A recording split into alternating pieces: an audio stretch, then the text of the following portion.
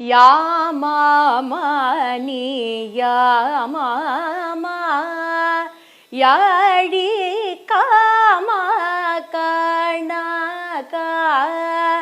காணா காமா காழிய மாமாயணி மாமாய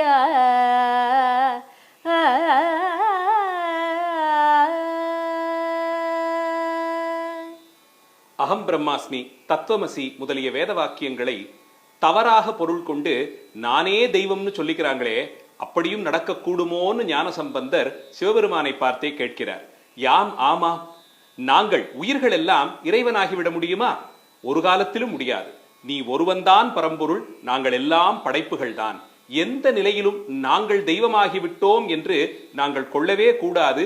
அப்படி நினைத்தாலே அது ஆணவ மலம் என்கிறார். யாம் ஆமா, இல்லை இல்லை, நீயாம் ஆமா, நீதான் பரம்பொருள். யாழி, ரொம்ப சந்தோஷமாக மகிழ்ச்சியோடு பேரியாழ்ங்கிற அந்த யாழியை மீட்டக்கூடியவனே. காமா, அழகான திருவுருவை கொண்டவனே.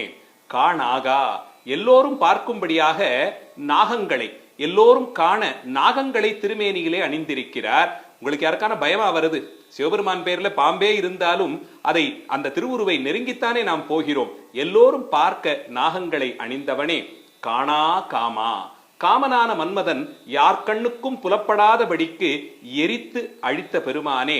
காழியா, சீர்காழி திருத்தலத்தை இருப்பிடமாக கொண்டிருப்பவனே. மாமாயா, நீமா மாயா, பெரிய மாயைகள் எல்லாம், பெரிய பெரிய வித்தைகள் எல்லாம் செய்யக்கூடியவனே. நீயே மாயனான திருமாலாகவும் மகாலட்சுமிக்கு அருள் தருகிறார் என்று சிவபெருமானுடைய பல்வேறு சிறப்புகளை இந்த பாடலிலே பாடுகிறார்.